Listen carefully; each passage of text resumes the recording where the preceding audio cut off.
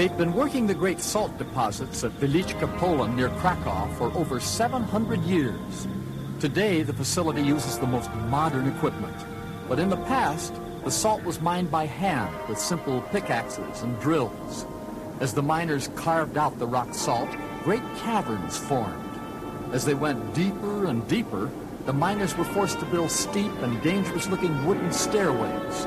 Remember, every cubic foot of salt had to be carried out of here by hand. It's the slow evaporation of this briny water that in time leaves behind the great salt deposits.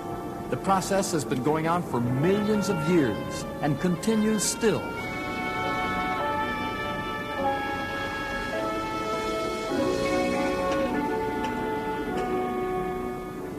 By the 16th century, the Wieliczka mines were famous throughout Europe, not only for their enormous output, but for the vast complexity and sheer size of the caverns the miners were leaving behind.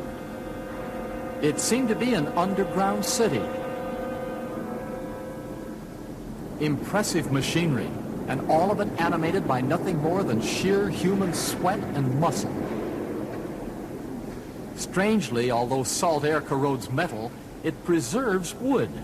Without realizing it, the early miners were creating a time capsule. The structures they built that the salt preserved tell expert eyes a great deal about the early history of this part of the world, a history that would otherwise be completely lost. Just think of it, no sunlight has ever penetrated here. All this had to be done by the dim and flickering illumination of primitive oil lamps. The corridors and galleries run for over 180 miles.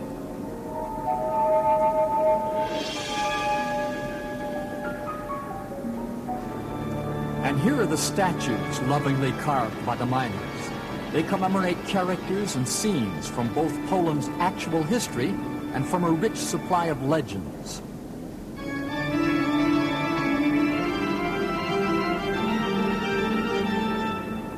Many of the statues are a testament to religious devotion, like this figure of Jesus, a central feature in one of the world's most unusual places of worship. We are now 450 feet below the surface in the cathedral itself. Salt is so essential to life that without salt, life as we know it would be impossible.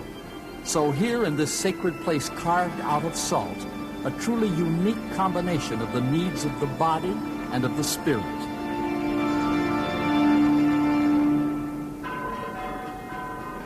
But in a sense, life is destroying the cathedral. Every year, thousands of people come to visit and worship here. Their breath, warm and moist, slowly but surely has dissolved the detailed features of the statues.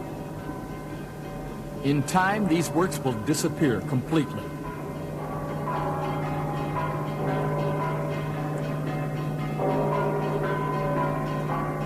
Perhaps the real lesson of the Cathedral of Wieliczka is that things of this world will always die, so we must always look beyond the material to whatever lies beyond.